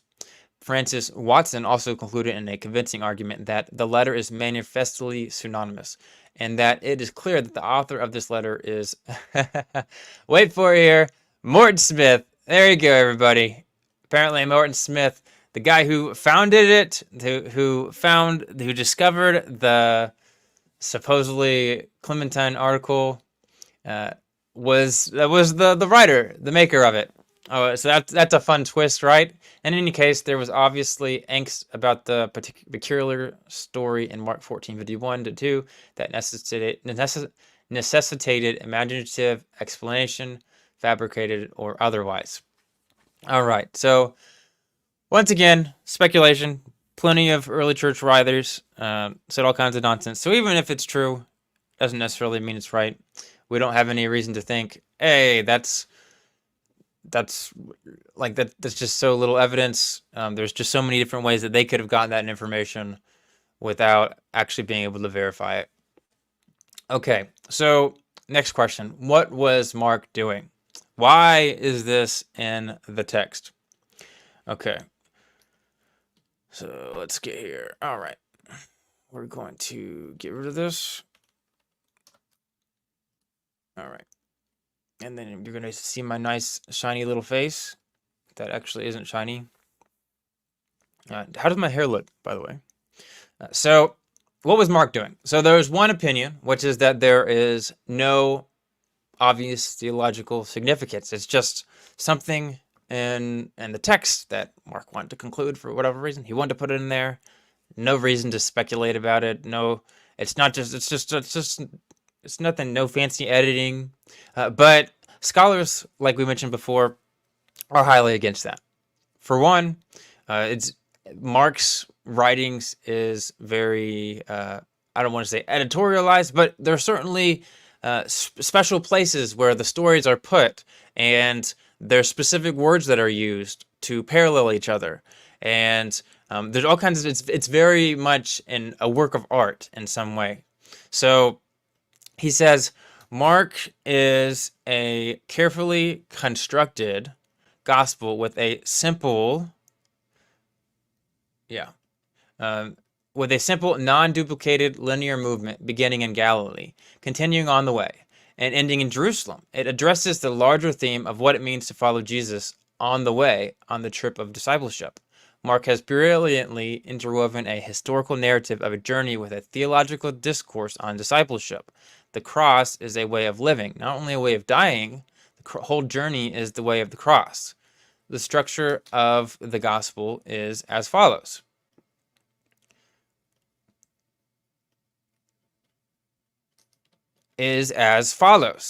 All right, so you'll see here, it starts in the desert in the first chapter, then it goes to Galilee, then there's the blindness of sight passage, then in the middle of it, there's on the way, and then next, another blindness of sight, blindness 2 side, I should say. And then it's in Jerusalem for the rest of it, and then it's at the tomb. So this article is arguing that there's a parallel. It's a work of art, okay? And yeah, so and then so that is one interpretation. Then there is don't look at my screen, everybody. I'm watching you. All right. So next option there is that it is a short sentence with a big backstory. So, like, yeah, Mark included it in there, but it's just, just not much information, but there's just a lot that went on with it. So, Lewis Johnson, he exclaims Lewis Johnson exclaims that the writer is, well, I guess he's just formulating some, I guess, theory per se of what's possibly going on here. So he says the situation was surely this. After the supper, when Jesus goes out to Gethsemane, he will not let the young host go with them. No need for this, dear lad. I imagine him to be a youth of about 18 or 20, to run into danger. He had better go to bed. But the lad's restless anxiety will not let him sleep. And after a while he gets up and runs after them, and arrives at Gethsemane, just in time to witness the arrest. And of course, that's why he hadn't been mentioned before, because he just showed up.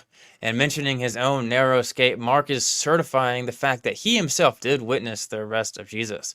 And because he witnessed it and was on the spot with Peter, he is exactly the man, eager to see what the outcome might be, who would urge Peter to come along to the high priest's palace, where he knew he had the entry.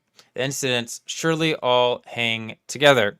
So he is certainly much more confident than most people, at least. All right.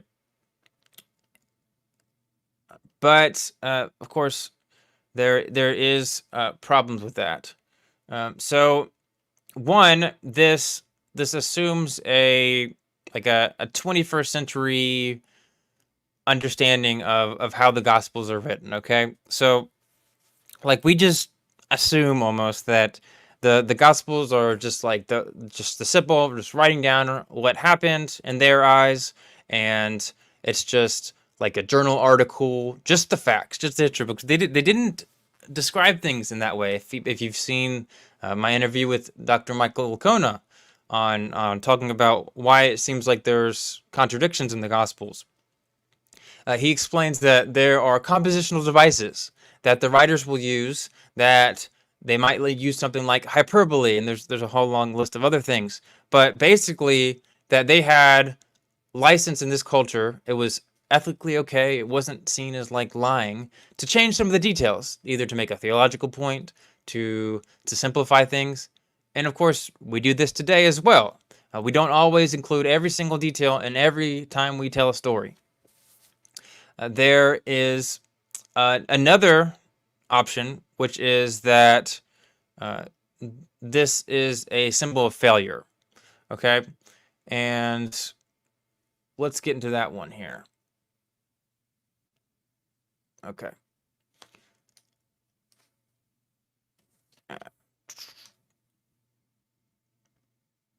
A symbol of failure. Okay, so this article reads the juxtaposition. Oh, if it wasn't already clear, this article you can find it in the description if you want to check it out.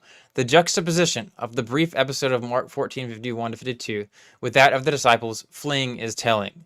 Following upon the betrayal of Judas and the rest of Jesus in 14:43-49, they all, which is like the disciples, they all left him and fled immediately in 14:51-52. So this word for fled, it's the same one used by the young man that fled. Immediately in 14:51-52, there is the account of a young man who was following him and who, when seized, abandoned his garment and fled. It is significant that this youth is described as having been following Jesus. To follow was what the disciples had been called by Jesus for called by Jesus for. And following was what they had already been doing. Following is therefore a sign, a code word, an image, a image trigger for discipleship. Thus, Mark is semiotically pointing to the young man as a disciple. The disciples followed. The young man followed. The disciples fled. The young man fled. Here, then, is the picture of the naked runaway. Followers have become fleers. The ignominious flight of this anonymous sympathizer serves in the narrative context to underline the complete failure of Jesus' friends to support him when the moment came. They had once left all to follow, to go after Jesus.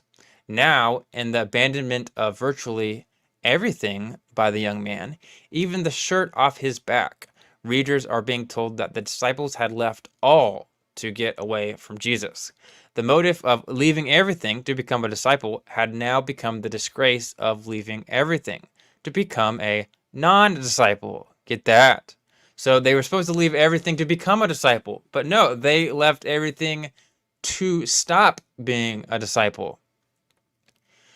How poetic. Thus, the youth who runs away naked is the negative counterpart of the ideal disciple, portrayed elsewhere in the gospel. This was a reversal of the call to discipleship. With irony, then, Mark displays the naked runaway as symbolic of the total abandonment of Jesus by the band of disciples who fled to escape the baleful consequences of association with their master. Okay, so part B doesn't necessarily mean it contradicts, but we'll see how it goes. The shame of abandonment. So maybe this is talking about the shame of abandonment. So we're talking about the nakedness here, okay? But why recount this little scene in Mark 14:51 to 52? Had not Mark already shown the disciples to have fled in 14:50?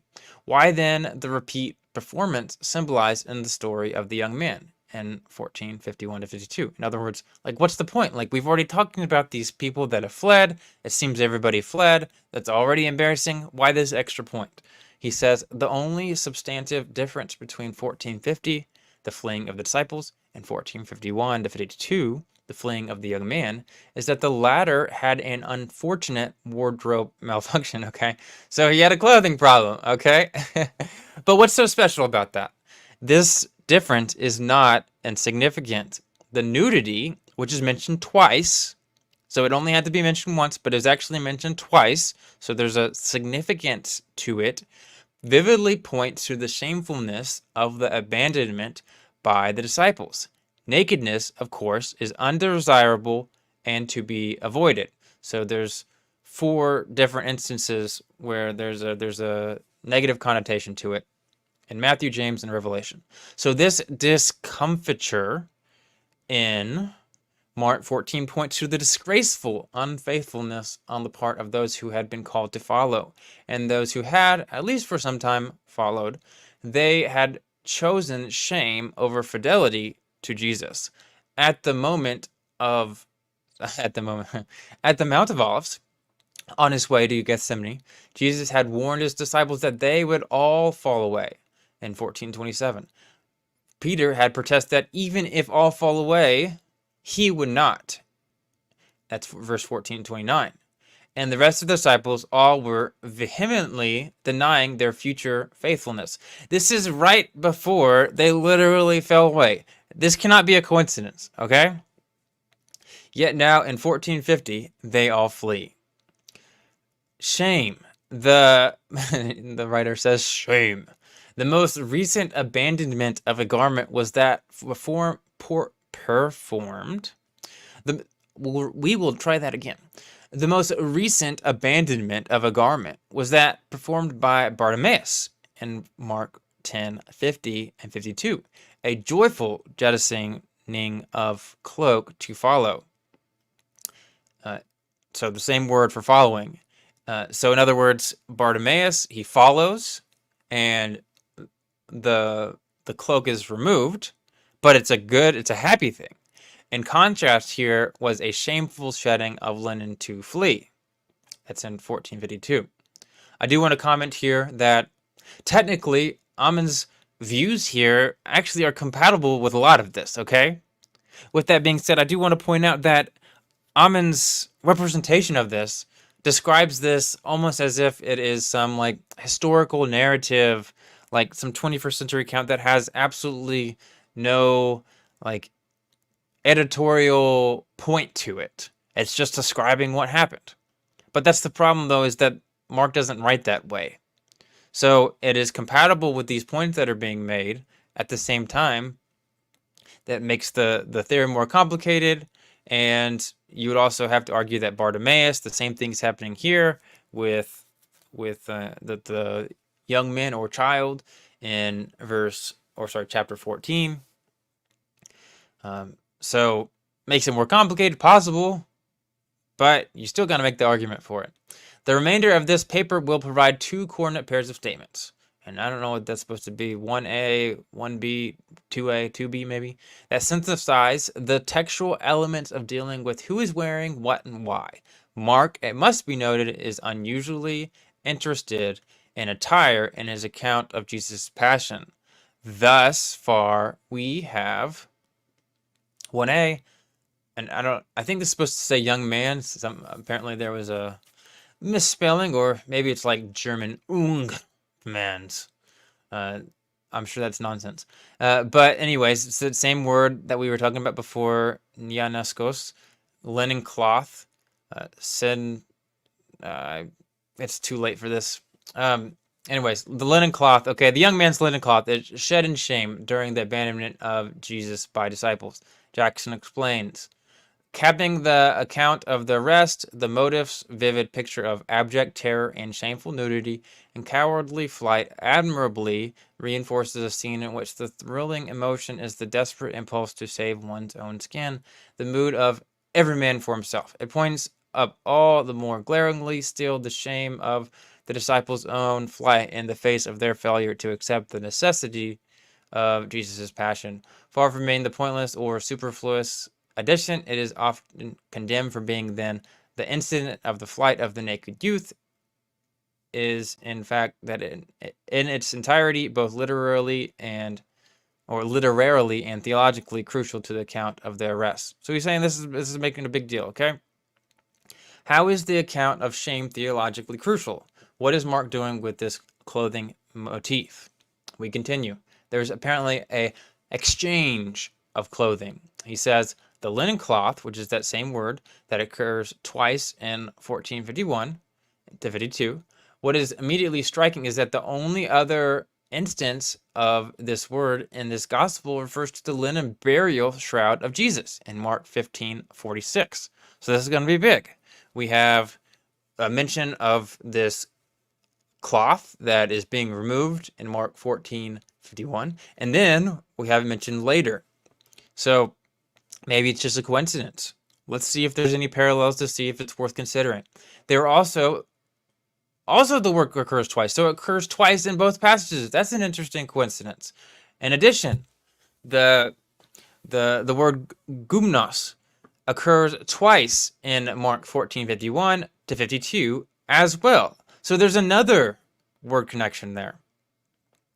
In this connection, one might remember that Jesus himself was stripped twice during his humiliation, once when he was disrobed to dress him in purple, and again as the purple was removed to replace his own garments. So now we have in 1b Jesus' linen cloth worn in death. Here then is a clever narrative strategy. In utterly discreditable circumstances, the disciple is stripped of the linen cloth he wore, and a linen cloth becomes Jesus' burial cloth following an equally degrading assassination. Putting 1a and 1b together, one arrives at the first literary clothing transfer indicated by the arrows in these curious incidents. So 1a, the young man's linen cloth shed in shame during the abandonment of Jesus by the disciples. And then 1b, Jesus' linen cloth is worn in death. Very interesting parallelism. Seems like a lot of parallels to just be a coincidence. Let's keep going. In a subtle switch, the young man's linen cloth becomes Jesus' linen shroud. The garment of shame now buries Jesus in death. The garment is acting as a cipher, he argues, so much that narrative details are expressed for the sake of this aspect. Its explicit mention at the rest and its explicit purpose. That, of course, is not to assert that it was the one and same linen cloth worn by the young man that became Jesus' burial cloth. Rather, the garment is cleverly utilized by the narrator as a literary device. Neither does the literary nature of the narrative deny that there indeed was a young man who shed his linen cloth, and that Jesus was actually wrapped in one before his burial. The veracity of the events described should not be negated, even while we observe the narrator crafting a potent literary device for the furtherance of his theological purpose. What exactly the purpose is for this literary device and cipher becomes clear as one examines the account of the announcement of Jesus' resurrection in Mark 16, 1-8. So we're going to pause. We're going to talk, how does this work with Ammon's view of some type of medical bandage? Well, it is technically possible that even though they were referring to two different things, a basic linen cloth of some kind, and the later narrative in Mark 16, and then in later Mark 14, it could have been theoretically a medical bandage. At the same time, in the text, if we're just reading the text, we see very, very little reason to think that they would be any different. If we're going to translate or interpret Mark 14 as being about a medical bandage, it would only seem to make sense. We don't have any reason to think that from the text that it was a different type of like cloth or material. So we would say that, okay, so maybe Jesus, that burial cloth was a medical bandage, but that's like really odd. I don't know. I would like to see some response from Ammon on how he would understand that. How would he make that defensible? So let's continue. Sheet of glory. In that account in Mark 16, we find the only other use in all of Mark on the word, or of the word nianiskos, which means young man or child, as some might say. Earlier employed for the naked runaway in 1451, and now in 16:5 for the enrobed reporter. This is a significant parallel. Why does Mark go to such lengths to connect one young man with another? He could certainly have called the reporter of 16:5 an angel. Until now, he has shown no reluctance to label heavenly messengers as such. In 1, 2, 3, 4, and 5 verses, in light of the fact that the messenger at the empty tomb was, in fact, an angel, as attested in Matthew 28:2, 5. Indeed, there was more than one in Luke 24:23, John 20:12. So I want to pause there. Some Christians aren't going to like this, but yes, that is an early testimony of someone or I guess multiple people actually, thinking that Mark was referring to some type of angel. At the same time, it's possible that Matthew, Luke, John, or at least one, or how that exactly worked is a different question. But at least one of them considered that, hey, it was an angel, but maybe Mark actually didn't think it was an angel. Maybe I'm missing something there, but unless we just like some assume like no contradictions type of view, then I don't see how you can discount that. Mark must have had some purpose in being cagey and discreet. In other words, he's saying, hey, it was an angel, but Mark's doing something weird with the text. Why is he doing this weird thing? So it says, not that labeling an angel, nianiskos, was being meretricious, but you guys never heard of that word before, meretricious, and deceptive. So he's not saying that the person was being deceptive. Well, of course, that'd be kind of weird. But he says angels have been so called in 2 Maccabees 3:26, 33, 5:2, and Josephus's Antiquities 5:8-2. I don't know what that means, but 277, and then the other text here, the angel of the Lord of Judges 13 is described both as Agalos to Theon and as Nianas, which means young man. Tobit 5:5, 7, and 10, where Raphael is also referred to as agalos and nianoskos. And then I'm not sure what that text is, but either way, so there's all kinds of different texts where it's referred to a young man, but it's also called some type of angel messenger. The only reason for Mark's unique appellation, calling the angel Nianoskos, in Mark 16:5, then must have been to create an overt link to the other, and only Nianoskos in Mark and 14:51-52.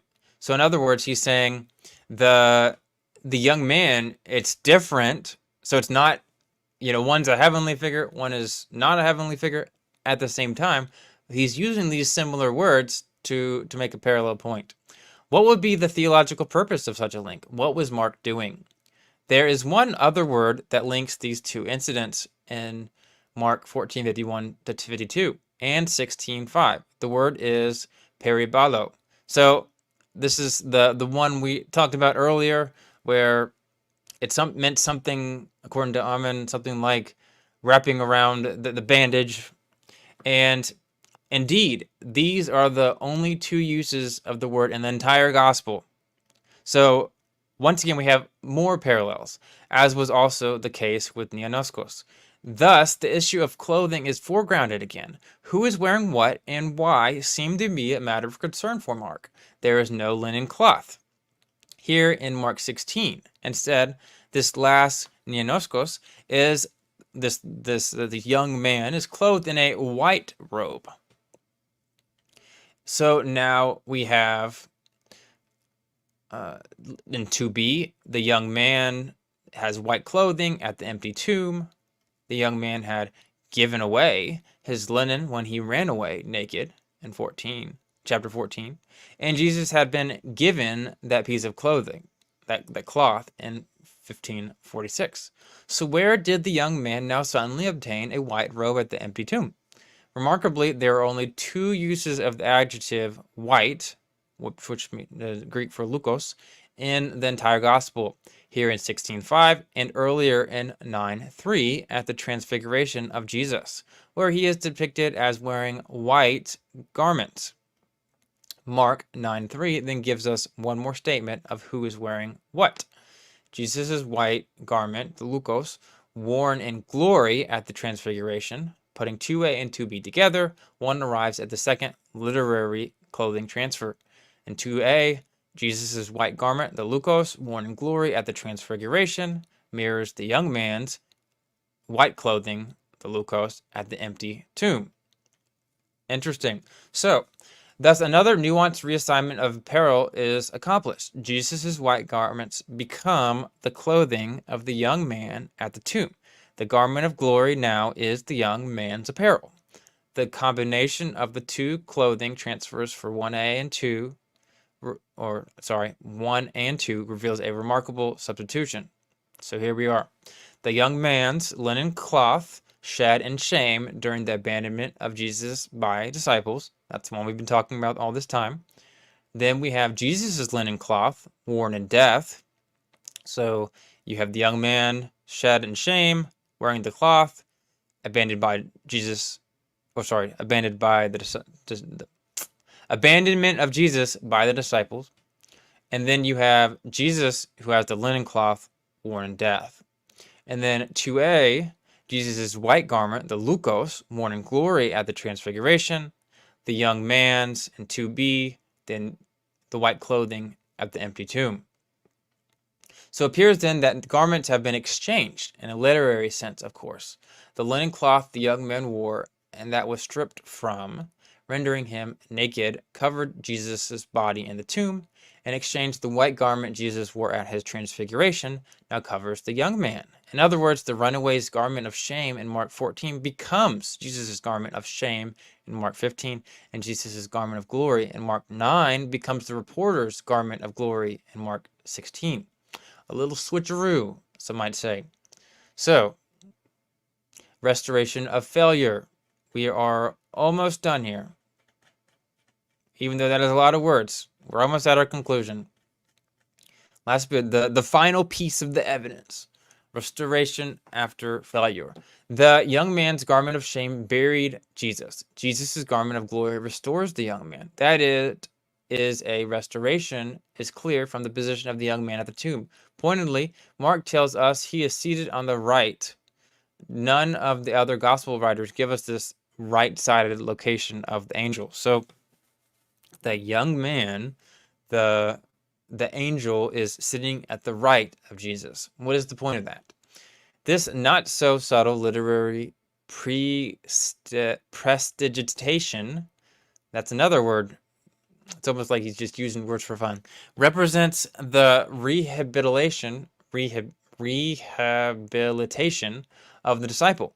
The naked and shamed one is clothed, and this with the clothing of glory of his master, Jesus, while the latter takes on the clothing of shame of the former. Mark 10:45, which says, "For even the Son of Man did not come to be served, but to serve, and to give his life as a ransom for many," is therefore depicted in a more picturesque fashion. Jesus bore the disciples' sin and shame. This might also be considered the Markan version of 2 Corinthians 5:21. He made him who knew no sin to be sin on our behalf, so that we might become the righteousness of God in him. The position of the young man, now clothed in white, is on the right, the rightful position of the Son of God. A position Mark wants his readers to understand, that is now shared by the enrobed reporter who was once, symbolically, a shameful, naked runaway. In sum, the art of the narrator paints a remarkable picture. The fleeing young man, symbolic of the disciples who had abandoned Jesus and had themselves fled, escapes shamefully naked, leaving behind a linen cloth that buried Jesus. That is what the master was given by a disciple, a garment of shame. But at the resurrection, there is a young man, sitting on the right, no less, and clothed gloriously in a white robe that Jesus had worn at his transfiguration.